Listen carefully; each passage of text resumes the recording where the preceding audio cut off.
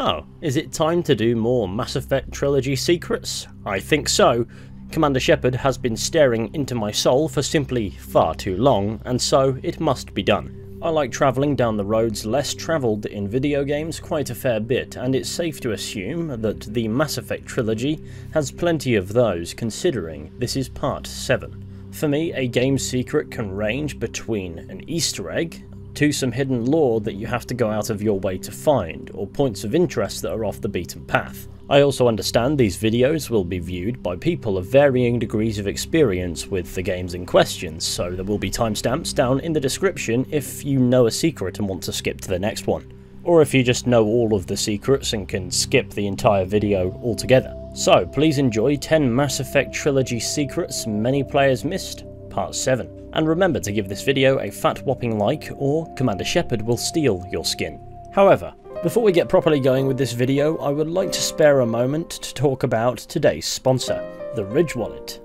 The Ridge Wallet is the future of carrying our bank cards, a small, compact wallet that holds up to 12 cards plus room for cash, coming in over 30 different colours and styles, including carbon fibre, burnt titanium, and my new personal favourite, forged ember.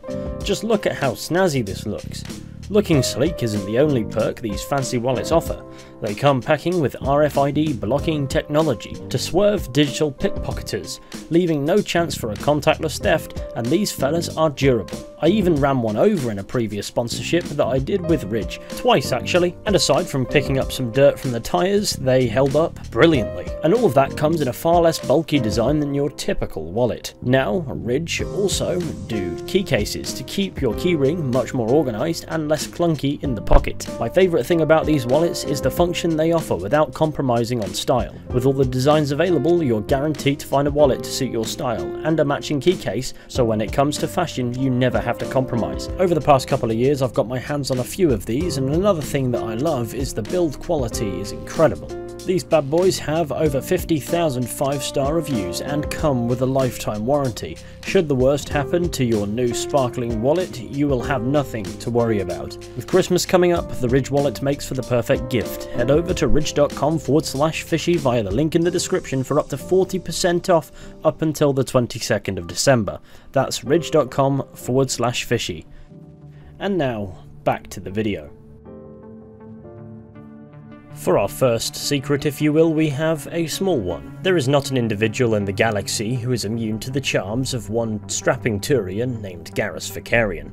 As you're all probably aware, he's one of the few squad mates available in all 3 games, and as a result he's become many people's favourite character. Now in Mass Effect 2, his excuse for being unable to speak whilst aboard the Normandy has become something of a meme. Have you got a minute? Can it wait for a bit? I'm in the middle of some calibrations. Garrus absolutely loves his calibrations and can't get enough of the things, and BioWare twigged on in releasing Mass Effect Legendary Edition, for if you go into the settings menu, the display tab has been replaced by Calibrations. Another word for display options that was clearly more fitting than the word display. This was deliberately done, as in the original Mass Effect 1, this tab read display, not calibration. This isn't the first time BioWare put a calibrations joke in the game, however, as by Mass Effect 3 they were well aware that it was funny, and gave Garrus some self-aware dialogue to reflect this. Regardless, this doesn't go amiss either. Secret number 2 brings us to Eden Prime at the very beginning of Mass Effect 1. It's here where we can encounter a lazy dock worker named Powell who survived the Geth attack simply because they did not know he was sleeping behind the crates. And it appears he's just that, a lucky, lazy dock worker who sleeps to get through his shift. Helpful in the sense that he witnessed Saren murder Nihilus and therefore put Saren on our radars. But if you veer right instead of heading straight down to the dock to speak with Powell, you can discover that he is in fact a smuggler, courtesy of these 3 characters who you can meet at this shed, and this will lead to slightly different dialogue with Powell.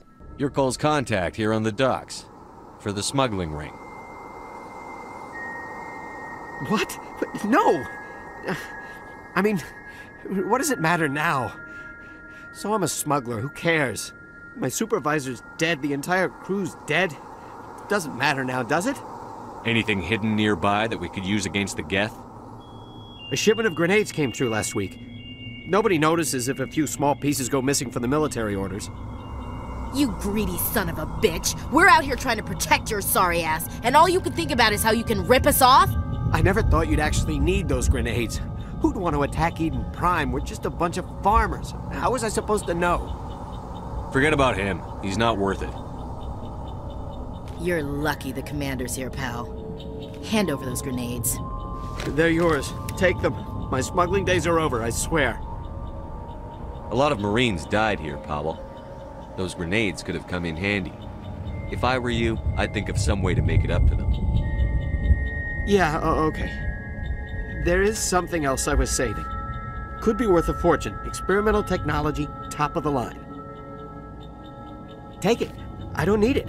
I didn't want anyone to get hurt. Really, I'm sorry. And now you've discovered some extra lore on this seemingly nothing character, and also received some cool stuff. For secret number 3, if we head to the Antaeus system in the Hades Gamma cluster, we can find a planet named Trebin, a simple desert world. However, we can read some interesting lore in its codex. Trebin's environment is relatively mild, but the scarcity of water or similar enabling substances has prevented the development of any biosphere. ExoGeniCorp recently performed a test impact of a singular water-ice comet into the surface, the first step of a long-term plan to thicken the atmosphere and introduce water to the environment. A survey team is on the surface, monitoring the geological and meteorological effects of the test impact.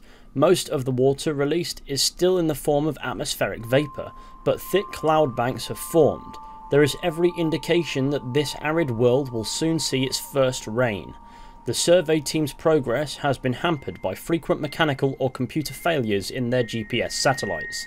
The concept of terraforming in Mass Effect is scarcely touched upon until Mass Effect Andromeda. However, the groundwork is laid here, as ExoGeniCorp appear to be attempting to terraform Trebin. Interestingly, on the planet we can find a transmitter tower and unsalvageable probes that is transmitting a tight beam signal into geosynchronous orbit that disrupts the survey team's GPS satellites, causing them to crash nearby. Either it's an error, which I find hard to believe for a group capable of terraforming a planet, or for whatever reason a deliberate attempt at sabotage. According to Mass Effect Andromeda, terraforming even a barren planet often involves significant financial and ethical hurdles, which may explain some motivation behind this sabotage. Also in Andromeda, Liam Costa will reference a corporation hitting a desert world with an ice comet in an attempt to introduce rain to the planet, which may be referencing Trebin. So what's cool about this is it's not a lot of information, but it leads to a lot of lore. For secret number 4, once at the Peak 15 facility on Novaria, we can encounter a VI named Mira. It looks like you're trying to restore this facility. Would you like help? You can respond to this dialogue initiation with crap, a pop-up, which is a reference to Clippy, an old Microsoft Office help pop-up that has the appearance of a paperclip with googly eyes. How do I shut this thing up? The future would not be complete without a help pop-up every now and then, I suppose. Secret number 5 fixates a touch on Kaidan Alenko, one of the more Paragon members of your squad in Mass Effect 1, and depending on whether or not you nuke him, Mass Effect 3. But you can actually make him turn pretty renegade. If you play as a female renegade Commander Shepard and show romantic interest towards Kaidan in a renegade way across the entire events of Mass Effect 1, the end result is pretty shocking. This is almost over. The Council won't be able to deny what we found after this. We all but served evidence of Saren's intent on a platter, and still we don't get any respect. If they don't want to do anything, they should get the hell out of our way. It can only improve things if the Alliance was in charge. Just unlock the relays around the Citadel and we'll send the cavalry in. You can't sacrifice human lives to save the Council. What have they ever done for us? This is bigger than humanity. Sovereign's a threat to every organic species in the galaxy.